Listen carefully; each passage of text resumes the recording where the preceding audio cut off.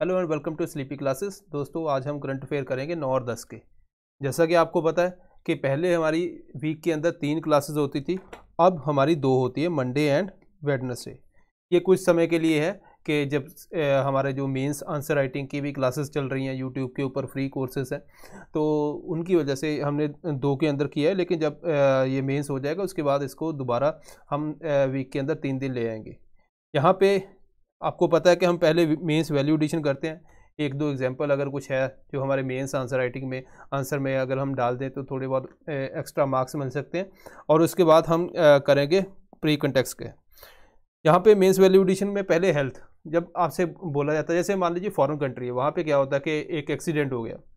अब उस एक्सीडेंट की वजह से जो मेंटल हरासमेंट है, कई बार उसके भी पैसे मिलते हैं। ठीक है। इंडिया के अंदर तो आम अगर आप देखोगे मेंटल हरासमेंट 20-20 साल कोर्ट के अंदर चल रहे हैं। बहुत से लोग ऐसे हैं जो ट्रायल के अंदर इतने साल निकाल दिए, लेकिन कोई यहाँ पे जो उसकी मेंटल हेल्थ के हिसाब से कुछ वहाँ पे पैसे मिलते नहीं हैं। सो इमोशनल जो हरासमेंट है उसका कोई पैसा नहीं है यहाँ पे। इसीलिए इसी तरह पे जो कोर्ट ने क्या बोला है, कोर्ट ने ये बोला कि जो मेंटल हेल्थ है ना, इश्यूज हैं, वो भी ध्यान में रखे जाएं। अभी सुप्रीम कोर्ट ने रिसेंटली ये बोला है। ठीक है। तो यहाँ पे एक तो चलो कोर्ट की तरफ से हमारा वैल्यू एडिशन हो गया, दूसरा है हमारे पास डेटा होना चाहिए। तो अगर डेटे की बात करें तो आपको 2 डेटा एटलीस्ट पता होना चाहिए। एक तो around 6.5 to 7% Indian population have mental health issues day, और दूसरा हम गवर्नमेंट कितने % जीडीपी की कर रही है, तो वेरियस एस्टिमेट के हिसाब से 0.06% ऑफ जीडीपी ऑफ इंडिया ये गवर्नमेंट इसके मेंटल हेल्थ के ऊपर खर्च रही है। तो इट मीन्स कि मेंटल इलनेस जो एक बहुत बड़ा इशू नहीं है इंडिया के अंदर, मतलब गवर्नमेंट नहीं लेती सीरियसली इसको। यहाँ पे एक और बात है कि हमारे इंडिया के अंदर जो मेंटल हेल्थ इश्यूज है इसको ओपनली कोई बताता भी नहीं है ना, कि हम फिर लोग, आपको पता है सोशल स्टिग्मा जुड़ जाता है, लोग मजाक करने लग पड़ते हैं उस बंदे के साथ, तो ये बताया भी नहीं जाता। दूसरा, कॉन्स्टिट्यूशनल राइट के ऊपर अभी रिसेंटली हरियाणा गवर्नमेंट ने क्या किया है, employment of local candidates act 2020, ये उन्होंने बोला है 22 के अंदर ये लागू हो जाएगा। इसका मतलब क्या है कि जैसे कुछ एस्टेब्लिशमेंट्स हैं जिसके अंदर फर्म्स हैं, मान लीजिए 10 या 10 से ज़्यादा एम्प्लॉय काम कर रहे हैं, वो 75% जो अपनी जॉब्स हैं वो लोकल लोगों को, जिनके पास डोमिसाइल वगैरह है ना, उसको देंगे। खैर, इसको डिटेल में जाने की जरूरत नहीं है, स्टेट ने लागू किया है। लेकिन अब एम्प्लॉयमेंट भी जो डोमिसाइल है, जो लोकल लोग हैं, उनको मिलेगा। तो वहाँ पे एक इशू आएगा कि भाई इंडिया के अंदर तो फ्रीडम ऑफ मूवमेंट है, आप एक स्टेट से दूसरी स्टेट पर जाओ, वहाँ पे जॉब वगैरह, लेकिन यहाँ पे उसके ऊपर रिस्ट्रिक्शन लग गई है। ये आर्टिकल 14 अपना क्या बोलता है, equality before law irrespective of place of birth. तो यहाँ पे प्लेस ऑफ बर्थ के हिसाब से यहाँ पे डिस्क्रिमिनेट किया जा रहा है। सिमिलरली आर्टिकल 15 भी डिस्क्रिमिनेट प्रोहिबिट करता है। 16 पब्लिक एम्प्लॉयमेंट के बारे में बात करता है। तो इवन 19 भी आर्टिकल इसके अंदर आप इंक्लूड कर सकते हो। तो यहाँ पे अगर आप देखोगे तो जो कॉन्स्टिट्यूशनल हमें राइट्स मिले हुए हैं, है ना, फंडामेंटल राइट की जब हम बात करते हैं, वहाँ पे ये थोड़ा सा बात हुई है। खैर, आने वाले टाइम में पता लगेगा क्या होता है। अब बात करते हैं दोस्तों, हमने मेंस की पहले यहाँ पे ब्रेन ड्रेन को हम पढ़ते हैं कि बहुत से इंडिया के अंदर लोग पढ़ते हैं, उसके बाद फॉरेन कंट्री में चले गए, है ना।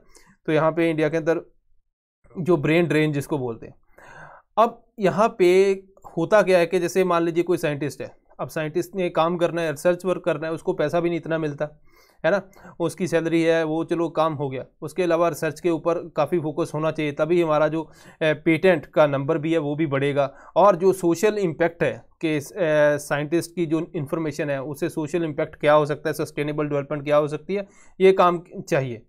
इसी तरह क्या होता है कि जो स्वर्ण जयंती फेलोशिप स्कीम है, इसके अंदर department of science and technology क्या करता है, कुछ साइंटिस्ट को देखता है जो सीरियस है और उनकी जो रिसर्च वर्क काफ़ी ज़्यादा पोटेंशियल है उसके अंदर, उनको फेलोशिप स्कीम के अंदर लाया जाता है। अब इनको हेल्प की जाती है सैलरी के अलावा, ऐसा नहीं सैलरी ही है, सैलरी के अलावा उनको सपोर्ट किया जाता है, रिसर्च वर्क के लिए सपोर्ट किया जाता है। और फेलोशिप अराउंड 25,000 पर मंथ 5 साल के लिए ये दिया जाता है। ठीक है। इसी के अंदर अभी रिसेंटली इन्होंने सेलेक्ट किए हैं, ये एडिशन टू सैलरी होगा, पहली बात ध्यान रखना प्री के लिए। दूसरा, ये साइंटिस्ट स्पेसिफिक है रेदर देन कि कोई ऑर्गेनाइजेशन स्पेसिफिक है या इंस्टीट्यूशनल स्पेसिफिक नहीं है। काहो विलेज की बात करते हैं दोस्तों, 1962 के अंदर क्या हुआ, जब चाइना के साथ वॉर के अंदर यहाँ पे जो इंडियन सोल्जर है, अब ये एक ऐसा विलेज है जो आपको चाइना के बॉर्डर के पास मिलेगा। वहाँ पे इस विलेज के अंदर पॉपुलेशन बहुत कम है, तो इस विलेज ने काफ़ी उनकी हेल्प की इंडियन सोल्जर की। इसीलिए इनके ऊपर डॉक्यूमेंट्री बनाने की अरुणाचल प्रदेश के अंदर उन्होंने बोला है। ठीक है, खैर हमें एक तो इसकी लोकेशन पता होनी चाहिए, अरुणाचल प्रदेश।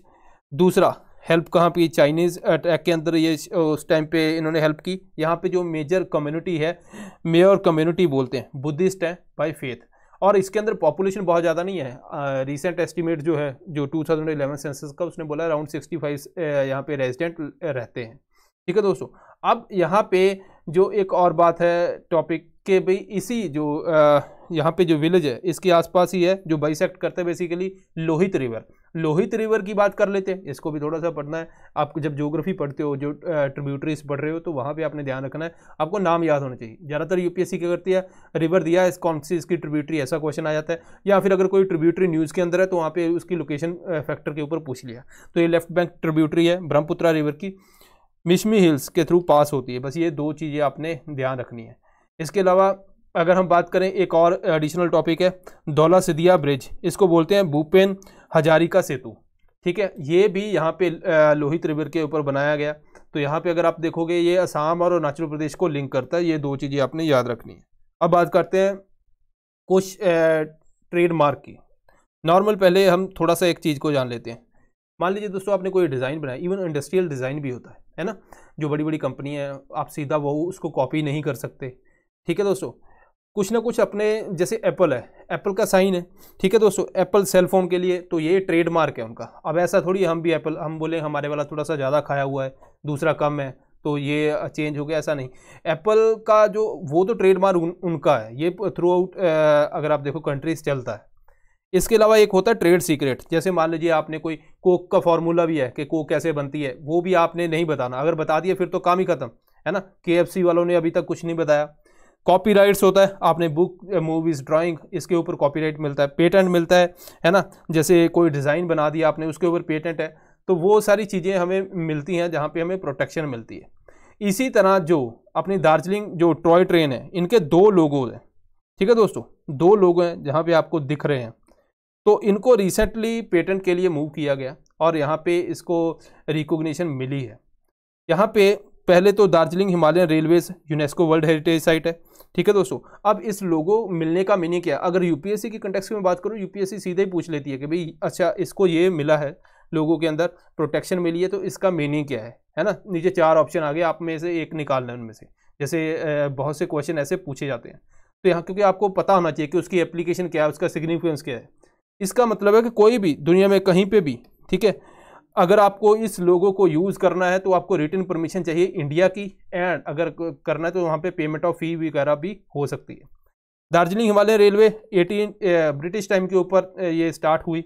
ठीक है जी, और इसको कम्युनिकेशन मटेरियल वगैरह के लिए काफ़ी यहाँ पे इसको लोगों को यूज़ किया जाता है। इंडिया के अंदर देखें तो मिनिस्ट्री ऑफ कॉमर्स है, जहाँ पे आपको ये लेना पड़ता है। हमने इसको काफ़ी बार किया भी हुआ है ना। खैर आगे अगर टॉपिक आया तो इसको थोड़ा सा इंडिया के कंटेक्स्ट के देख भी लेंगे। अब ये क्लेम जो है यहाँ पे इंडिया किसको भेजेगा? वो भेजता है वर्ल्ड इंटेलेक्चुअल प्रॉपर्टी ऑर्गेनाइजेशन। यहाँ पे ये स्पेशल एजेंसी है UN की। ठीक है दोस्तों, अब ये जो ट्रेडमार्क की हम बात कर रहे हैं, जो लोगो इन्होंने मिला है, इस लोगो को प्रोटेक्शन मिली है, जो ये कौन सी क्लासिफिकेशन इवन के अंदर आती है, वो है वेना क्लासिफिकेशन। यहाँ पे कोई फिगरेटिव एलिमेंट है, मान लीजिए आपने कोई, जैसे ये लोगो है, उसकी आप प्रोटेक्शन कर सकते हो। ठीक है, आप प्रोटेक्शन मांग सकते हो कि कोई भी ऐसे कोई उसको यूज़ ना करे, और ये इंपॉर्टेंट है। ठीक है दोस्तों, अब बात करते हैं लीड्स रिपोर्ट की। दोस्तों इंडिया के अंदर जैसे मान लीजिए एक जगह से दूसरी जगह के ऊपर आपने कोई ट्रांसपोर्ट करना है, कुछ मटेरियल, लॉजिस्टिक के अंदर काफ़ी इश्यूज आते हैं, है ना। जैसे आपको कितना टाइम लगा पॉइंट A से लेके पॉइंट B तक जाने के लिए, ये कम से कम लगना चाहिए। कम से कम लगेगा तो उससे क्या होगा, एक तो अपना जो प्रोडक्ट है वो भी सस्ता होगा, ऑयल भी बचेगा, है ना, पेट्रोल वगैरह ये सब बचेगा। इवन तो जितना टाइम कम लगेगा, कॉस्ट भी उस प्रोडक्ट की उतनी कम आएगी, और एफिशिएंटली ईजिली काम होगा। इसके बेस के ऊपर जो अलग अलग स्टेट ने कितने एफर्ट किए, क्या उनके अंदर कितना लॉजिस्टिक के अंदर टाइम लगता है ना, वो सारे इंडिकेटर वगैरह लेके ये इंडेक्स बनाया जाता है। तो यहाँ पे कौन बनाता है? Ministry of commerce. इसके जो अगर मैं बात करूँ इंफ्रास्ट्रक्चर, जैसे आपको रेल रोड की पोजीशन क्या है, इसके अलावा सर्विसेज, ठीक है, आपने कार्गो डिलीवरी टाइमलीनेस वगैरह ये कितनी है, देन रेगुलेशन, ठीक है, आपने अप्रूवल कितने टाइम में मिलता है अगर आपने एक जगह से दूसरी जगह, ये सारे इंडिकेटर लेके हम ये इंडेक्स तैयार करते हैं। मतलब जो स्टेट ज़्यादा एफर्ट करेगी, जिसके अंदर ज़्यादा ईजिली आप लॉजिस्टिक मूव कर सकेंगे, वहाँ पे उसका रैंक बेटर आएगा। तो यहाँ पे अगर आप देखोगे Gujarat number 1, Haryana and Punjab number 3। इसके अलावा विद इन हिमालय के अंदर जम्मू एंड कश्मीर वहाँ पे टॉप पे है, और नॉर्थ ईस्ट के अंदर सिक्किम, मेघालय ये टॉपर है। ठीक है, इसके अंदर क्या है मैंने ऑलरेडी बता दिया, मिनिस्ट्री ऑफ कॉमर्स ये रैंक करता है logistic support and promote goods trade को। ठीक है दोस्तों, पैरामीटर भी हमने डिस्कस कर लिए। तो यहाँ पे अब बात करते हैं next topic, that is technical textile. Technical textile क्या होता है? दो टाइप से, अगर हम ट्रेडिशनल टेक्सटाइल की बात करें तो उसके बारे में हमें पता है ना, टेक्सटाइल इंडस्ट्री और ये वो सारा काम। एक टेक्सटाइल ऐसा है जो हम फंक्शनल पर्पज़ के लिए लेके आते हैं। फंक्शनल पर्पज़ मतलब जो जिसका हमारा प्राइमरी काम है कि इसका फंक्शन, जैसे आपने गाड़ी है, गाड़ी के अंदर एयर बैग आ गए, एयर बैग बनाए गए। ठीक है, एयर बैग क्या है? एस्थेटिक पर्पज़ के लिए थोड़ी है, वो तो एक प्रोटेक्शन पर्पज़ के लिए। ठीक है, कार की सीट बेल्ट है, वो भी एक प्रोटेक्शन, एक फंक्शनल पर्पज़ के लिए कि हमें प्रोटेक्शन मिले। इसी तरह स्पोर्ट्स के अंदर बहुत सी चीज़ें हैं जो हमें नेट वगैरह लेके, ये सारे जो फंक्शनल पर्पज़ इनका काम है कि हम जो इसको बनाते हैं किसी फंक्शन के लिए बनाते हैं, उसको बोलते हैं टेक्निकल टेक्सटाइल्स। तो अब टेक्निकल टेक्सटाइल भी हमें इंक्रीज करना है। तो रिसेंटली कॉमर्स मिनिस्ट्री ने क्या बोला है, टारगेट रखा है 5 टाइम्स इंक्रीज करेंगे एक्सपोर्ट का टेक्सटाइल इंडस्ट्री के अंदर, टेक्निकल टेक्सटाइल इंडस्ट्री को। ठीक है, यहाँ पे अगर आप देखोगे डेटा हमारे पास अभी करंटली जो टेक्निकल टेक्सटाइल है, ठीक है, वो अराउंड 8% है, और इसको हमने लेके कहाँ पे जाना है, 15 to 20% तक। टेक्निकल टेक्सटाइल क्या है मैंने आपको बता दिया। अब इसके बहुत से टाइप हैं। अब ये मैंने क्या टाइप हमने सारे करने, देखो थोड़ा थोड़ा आपको आइडिया होना चाहिए, क्योंकि अगर मान लो क्वेश्चन आ गया यूपीएससी के अंदर, आपको प्री के अंदर क्वेश्चन आ गया टेक्निकल टेक्सटाइल कौन से है, नीचे ऑप्शन आ गए, तो हमें अगर हमने इसको एक बार पढ़ा नहीं तो कंफ्यूज हो जाएंगे भाई किसको इसके अंदर इंक्लूड करना है या नहीं करना। जैसे एग्रो के अंदर हॉर्टिकल्चर से लेके फिशरी सेक्टर के नेट वगैरह हम यूज़ करते हैं, वो सारे इसके अंदर आ जाते हैं। इसी तरह थोड़ा सा आइडिया होना चाहिए बस आपको। जियोटेक है, जियो टेक्निकल एप्लीकेशन, जैसे सॉइल, रॉक या अर्थ के ऊपर अगर कोई सिंथेटिक मटेरियल से हम कुछ ना कुछ बनाते हैं, वो इसके अंदर इंक्लूड आ जाएगा। प्रोटेक है, हजार्डस, जैसे एक्सट्रीम टेम्परेचर को कंट्रोल करना है, तो वहाँ पे आप क्या बना रहे हो उसकी प्रोटेक्शन के लिए। ठीक है, वो भी एक पर्पज़ है, हमारा पर्पज़ है वहाँ। ऐसा थोड़ी कि अच्छा लगता है देखने में, है ना, इस एस्थेटिक पर्पज़ के लिए नहीं बनाते। स्पोर्ट्स के लिए स्पोर्ट्स वियर से लेके, है ना, इक्विपमेंट, अपैरल वगैरह ये सारे बनाते हैं, ये भी इसके अंदर आ जाएंगे। इसके अलावा इकोटेक के अंदर, एनवायरमेंट इंजीनियरिंग के अंदर अगर आप देखोगे, कोई सपोज करो लैंडफिल है, वहाँ पे आपको लगता है लीकेज है, तो आपके लिए उसके लिए एक पर्टिकुलर आप टेक्सटाइल बनाते हो। ठीक है, आपने कुछ सिंथेटिक से कोई कपड़ा वगैरह कुछ बना दिया, अब वो किसके लिए, लीकेज को प्रोटेक्ट करने के लिए, ताकि लीकेज ना हो, है ना, अदरवाइज बाकी भी सोयल सारी खराब होगी। तो वो भी एक हमारा फंक्शनल पर्पज़ आ गया। इसके अलावा इंसुलेशन के लिए, जो बिल्डिंग है जब टेम्परेरी कोई कंस्ट्रक्शन हो रही है उसके अंदर आप प्रोटेक्शन दे रहे हो, है ना, ताकि नीचे जो है किसी को हार्म ना हो, उसके वो भी एक प्रोटेक्शन पर्पज़ है। पैक इंडस्ट्री के अंदर बहुत से फूड वगैरह या कुछ ऐसा आप पैकेज करते हो, वो भी एक पैकेज टेक्सटाइल, टेक्निकल टेक्सटाइल के अंदर आ जाते हैं। इंडस्ट्री के लिए फिल्ट्रेशन, कन्वेइंग या क्लीनिंग वगैरह, 3D टेक्सटाइल प्रोडक्ट, ये भी सारे उसके अंदर आ गए। कहने का मतलब आप एग्जाम्पल याद नहीं करनी, बस आपको थोड़ा सा आइडिया होना चाहिए कि अच्छा यहाँ पे जो भी हम फंक्शनल पर्पज़ के लिए लेते हैं, हाँ ये वाली चीज़ लेते हैं, तो वो उसके अंदर आ जाएगी। मेडिटेक के अंदर आप देख लो, जो भी मास्क वगैरह से लेके, ठीक है, वहाँ पे हम थोड़ा सा उसको लाइट वेट बनाते हैं ताकि क्योंकि मेडिकल पर्पज़ के लिए यूज़ हो, कि प्रोस्थेसिस वगैरह यूज़ करते हैं हम। जैसे मान लीजिए किसी के लिम्ब है, लिम्ब लगा रहे हो, है ना, उसके अंदर कोई प्रॉब्लम है, इशू है, बहुत से जो अप्लाइंसेस हैं जो मुंह के अंदर लगाए जाते हैं, ये सारे वहाँ पे इसके अंदर हमारे आ जाएंगे। अब यहाँ पे अगर देखोगे तो ये फंक्शनल पर्पज़ है इन सभी का, तो आपने कुछ याद नहीं करना कि हाँ भी हर एक एग्जाम्पल ये यहाँ पे आ गया, नहीं, बस थोड़ा सा एक बार आपने ध्यान से पढ़ना है। वहाँ पे एग्जाम में क्वेश्चन आए तो आप डेफिनेटली इसको आपने ये देखना चाहिए इसका फंक्शनल पर्पज़ के लिए हम लेके आए या किसके लिए। तो अगर आप फंक्शनल पर्पज़ के लिए, तो वहाँ पे आप इजीली उस आंसर को कर सकते हो। होम, घर के लिए कारपेटिंग है ना, क्वेश्चन मटेरियल वगैरह, फायर प्रूफिंग। अब ठीक है, ये कुछ एस्थेटिक पर्पज़ के लिए नहीं लाते हम, फंक्शनल पर्पज़ के लिए। क्लोथ हैं, गारमेंट, शूज़, ठीक है जी। इसके अलावा वियर रेजिस्टेंस वगैरह या फायर रेजिस्टेंस, ऐसी चीज़ें भी आती हैं, तो वो सारी हमारी जो फंक्शनल पर्पज़ के लिए। इसके अलावा मोबाइल टेक के अंदर मैंने ऑलरेडी बता दिया आपको, गाड़ी के टायर्स हो गए, सीट बेल्ट होगी, एयर बैग, ये सारी इसके अंदर आती हैं। कन्वेंशनल टेक्सटाइल वो हमने बता दिया, डेकोरेटिव मेनली एस्थेटिक पर्पस के लिए होते हैं, और जो ये वाले हैं ये परफॉर्मेंस और फंक्शनल पर्पस के लिए। अगर इंडिया के साइज़ देखोगे तो यहाँ पे टेक्निकल टेक्सटाइल का 2003-4 16-17 तक, तो यहाँ पे अगर आप देखोगे इवन 2001 से लेके, तो ये इसका जो साइज़ है वो इंक्रीज़ ही कर रहा है, बस हमने ट्रेंड देखना है। इसके अलावा इनिशिएटिव कुछ किए गए, एक दो आपने मेंशन करने अगर मेंस का आंसर लिख रहे हो, प्री के लिए बहुत ज़्यादा इसके अंदर इंपॉर्टेंट नहीं है। Scheme for growth and development of textile, technical textile, यहाँ पे सेंटर ऑफ एक्सीलेंस बनाया जाएगा। इसके अलावा technology mission on technical textile, यहाँ पे जो बेसिक इंफ्रास्ट्रक्चर उसको इम्प्रूव किया जाएगा। इवन जो टेक्सटाइल के लिए एक फेमस है एतुफ जिसको बोलते हैं, amended technology upgradation fund scheme, तो यहाँ पे एक्सपोर्ट को बढ़ाएंगे और जो टेक्नोलॉजी उसको अपग्रेड करेंगे। ग्लोबल ड्रग पॉलिसी इंडेक्स, दोस्तों ड्रग पॉलिसी हर एक कंट्री बनाती है ना। अब वो ड्रग पॉलिसी कितना ज़्यादा इफेक्टिव है उसको देखने के लिए हम इंडेक्स बनाते हैं, ठीक है। आप कि कंट्री ने कितनी इम्प्लीमेंटेशन की, कितनी कौन सी चीज़ की। अब यहाँ पे 4-5 चीज़ें देखी जाती हैं। हेल्थ एंड हार्म रिडक्शन, मतलब जैसे मान लो सोसाइटी है, अब ड्रग की वजह से हार्म रिडक्शन करनी है हमने, सपोज करो कोई ड्रग्स ले रहा है या कुछ ऐसा है, तो वहाँ पे सोसाइटी का नेगेटिव इम्पैक्ट क्या होगा, उस नेगेटिव इम्पैक्ट को कम करने के लिए गवर्नमेंट ने या पब्लिक पॉलिसी ने क्या किया है, उसके अंदर हार्म रिडक्शन आ जाएगा। मेडिसिन, कंट्रोल्ड मेडिसिन को एक्सेस कितना है, डेवलपमेंट कितनी हुई है, ठीक है जी। सेंटेंसिंग का क्या वहाँ पे प्रोसीजर है, क्रिमिनल जस्टिस रिस्पांस, ये कुछ एफर्ट हैं। जैसे मान लीजिए मैं बोलता हूँ ड्रग कंट्रोल करनी है, तो एक तो हेल्थ लेवल के ऊपर आप करोगे, है ना, कि भाई आपने क्या किया, ठीक है, डी एडिक्शन सेंटर वगैरह ये वो सारा बना दिया, ठीक है। दूसरा आप जो बॉर्डर के अंदर जो ड्रग ट्रैफिकिंग है उसको कर्ब करोगे। तीसरा थोड़ा सा अपना जो पॉलिसीज़ हैं और लॉज हैं उनको थोड़ा स्ट्रिक्ट करेंगे कि भाई बहुत ज़्यादा उसका मिसयूज़ ना हो, तो जो भी इसका बनता है उसके हिसाब से उसको सज़ा भी मिलेगी, है ना। ये सारी चीज़ें हैं जो एक ड्रग पॉलिसी इंडेक्स के अंदर चीज़ें देखी जाती हैं, जिसकी वजह से इंडेक्स निकाला जाता है कि कौन सी कंट्री ने कितना किया है। नॉर्वे देखोगे तो यहाँ पे टॉप के ऊपर है, लेकिन नॉर्वे का स्कोर इतना ज़्यादा अच्छा नहीं है। इसके अलावा अगर आप देखोगे इंडिया का 48 से नीचे, तो मतलब समझ लो आपकी कुछ एफर्ट हुआ नहीं है। तो इंडिया ने भी कोई बहुत इसके अंदर एफर्ट इंडिया का भी अच्छा नहीं, इवन उन्होंने सभी को क्रिटिसाइज किया है। अब बात करते हैं दोस्तों फ्रीडम ऑफ एयर की। दोस्तों रिसेंटली क्या हुआ, श्रीनगर से शारजा फ्लाइट, ठीक है जी, श्रीनगर से शारजा की फ़्लाइट इनॉग्रेट की गई यहाँ पे, लेकिन अब ये पाकिस्तान के ऊपर से जानी थी, ठीक है, पाकिस्तान के अंदर रुकनी नहीं थी। तो एयर स्पेस जो है पाकिस्तान ने ये डिनाई कर दिया कि हम नहीं देंगे। हालांकि अब ये देखो, फिर तो मान लीजिए आपने यहाँ से अमेरिका जाना है, कितनी कंट्री के ऊपर से गुजरते हो, तो अगर कंट्रीज डिनाई करते हैं भाई यहाँ से नहीं जाएगी, तो वो घूम घाम के इतनी दूर से जाएगी, तो एक टाइम भी ज़्यादा लगेगा, है ना। तो ये जो वायलेशन है, किसकी वायलेशन है, चिकागो कन्वेंशन की, ठीक है, जो इंटरनेशनल सिविल एविएशन ऑर्गेनाइजेशन है, यहाँ पे ये इन कामों को देखती है।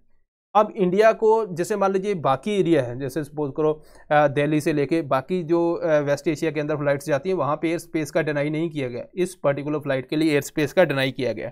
और हो सकता है इंडिया इसको जो ICAO के अंदर लेके जाए इशू को, ठीक है दोस्तों। अब यहाँ पे डिनाई क्यों किया है, पाकिस्तान ने बताया नहीं, ठीक है, हमें भी चलो पता ही है कि वो श्रीनगर के कंटेक्स्ट के अंदर डिनाई किया होगा। फ्रीडम ऑफ एयर की बात करते हैं, तो ये कहाँ से आया, जो चिकागो कन्वेंशन के, भाई बहुत सी कंट्री, फिर तो ये मामला ही गड़बड़ हो जाएगा ना, एक कंट्री से दूसरा, वो नीचे वाला कहेगा भी मेरी एयर से फ्लाइट नहीं जानी चाहिए। तो इसके लिए यहाँ पे कुछ राइट्स दिए गए, फ्रीडम ऑफ एयर राइट। अगर हम नॉर्मल राइट की बात करें, एक तो है ट्रांजिट राइट, ठीक है, कि मतलब फ्लाइट गई दूसरी कंट्री और वहाँ पे कुछ पैसेंजर को पिक नहीं किया। दूसरा ट्रैफिक राइट है, जहाँ पे पैसेंजर को पिक किया जाता है। अब यहाँ पे जो मेजर राइट्स हैं जो हमें पता होना चाहिए, एक है first freedom of air right. First freedom of air right क्या बोलता है,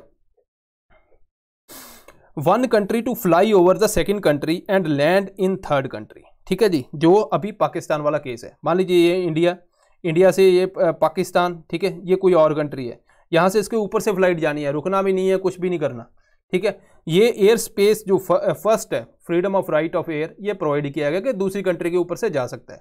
सेकंड फ्रीडम ऑफ एयर का जो केस है, यहाँ पे क्या है कि आपने जैसे मान लीजिए यहाँ पे होम कंट्री है, मतलब इंडिया है, और ये कोई और कंट्री है, लेट अस सपोज चलो पाकिस्तान ही है, ठीक है, पाकिस्तान के अंदर उतरेगी, रीफ्यूलिंग या कोई मेडिकल इमरजेंसी आ गई उस पर्पज़ के लिए, कोई यहाँ पे नॉन ट्रैफिक पर्पज़, मतलब पैसेंजर वगैरह कुछ नहीं उठाने, उसके बाद ये दूसरी कंट्री के अंदर चले जाती है। थर्ड है कि जो राइट दिया जाएगा, मान लीजिए ये होम कंट्री है, मैं होम कंट्री से लेके एग्जांपल इसीलिए बता रहा हूँ कि जो इसकी लैंग्वेज है वो डिफ़िकल्ट है समझने के लिए, तो आपको सीधा बस इतना ध्यान रखना है। होम कंट्री है दोस्तों, होम कंट्री यहाँ पे बताती दूसरी कंट्री को राइट मिलता है कि वहाँ से पैसेंजर उठा के वो उस कंट्री के अंदर लेके जा सके। इसी का रिवर्स जो है वो है फोर्थ राइट। वहाँ पे क्या है, दूसरी कंट्री से जो पैसेंजर है, जो आपको देखा रेसिप्रोकल होता है, मान लीजिए इंडिया से कोई पैसेंजर कहीं पे जा रहा है और वहाँ से वो पैसेंजर, वहाँ के पैसेंजर इधर आ रहे हैं, तो ये जो थर्ड एंड फोर्थ इसके अंदर आते हैं। फिफ्थ के अंदर क्या है, फिफ्थ के अंदर अगर मान लीजिए इंडिया से कोई ऑस्ट्रेलिया फ्लाइट जानी है, अब वो लेट अस सपोज कोई सिंगापुर वगैरह रास्ते में कहीं रुक गई, यहाँ से पैसेंजर उठाए सिंगापुर गए, वहाँ पे सिंगापुर के जो पैसेंजर हैं वो भी उस फ्लाइट में बैठेंगे और ऑस्ट्रेलिया चले जाएंगे, ठीक है, जो आपने नॉर्मली देखा होगा अगर कोई लंबी फ्लाइट है वहाँ पे ये होता है। तो यहाँ पे होम कंट्री से आए, पैसेंजर उठाए, ठीक है दोस्तों, अब ये रास्ते में एक इंटरमीडिएरी कंट्री जो है वहाँ पे रुक गया है, वहाँ पे इंटरमीडिएरी कंट्री से भी पैसेंजर यहाँ पे बैठे और वहाँ पे जो नेक्स्ट कंट्री है, जो थर्ड और डेस्टिनेशन कंट्री, उसके अंदर ये पैसेंजर चले गए, तो ये भी राइट प्रोवाइड इसके अंदर है। तो जो नॉर्मली ये हमें सब चीज़ें देखने को मिलती हैं। श्रीनगर एज क्रिएटिव सिटी, दोस्तों यूनेस्को क्रिएटिव सिटीज नेटवर्क है।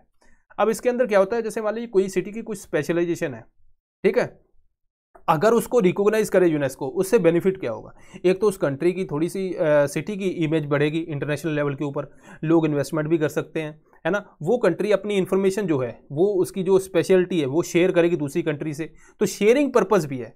इसीलिए जो यूनेस्को है वो क्रिएटिव सिटीज नेटवर्क बनाता है। तो रिसेंटली इन्होंने श्रीनगर को इसके अंदर इंक्लूड किया है।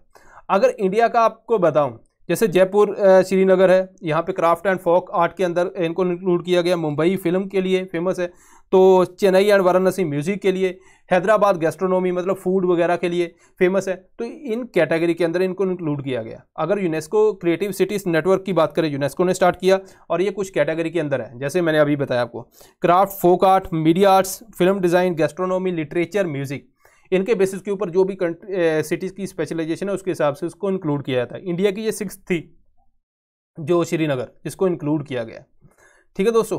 अब इससे ज्वाइन करके बेनिफिट क्या है मैंने ऑलरेडी बता दिया आपको। अब श्रीनगर वगैरह का क्या बेनिफिट होगा, इंटरनेशनल फंडिंग आ सकती है, टाइप हो सकते हैं, है ना, ये सारी इसके अंदर चीज़ें आ जाएंगी। So this is all for today. क्योंकि कल और आज वाला यहाँ पे अगर मंडे की क्लास थी हमारी, तो वेडनेसडे को लेक्चर थोड़ा छोटा होता है, लेकिन वेडनेसडे के बाद मंडे को लेक्चर होता है, तो ये आपने ध्यान रखना है थोड़ा सा। उसके अंदर जो लेक्चर है वो थोड़ा बड़ा रहता है, और अकॉर्डिंग टू इम्पोर्टेंस, जो भी टॉपिक जितना इंपॉर्टेंट है उसको कितनी डिटेल में पढ़ना है उसके हिसाब से ही दोस्तों लेक्चर की लेंथ रहती है। कुछ दोस्त बोलते हैं कि इसको क्योंकि हम इक्वली डिवाइड नहीं कर सकते, अभी फ़िलहाल 1-1.5 महीने के लिए है, उसके बाद सब काम इक्वली डिवाइड हो जाएगा। सो मिलते हैं next time. Thank you very much.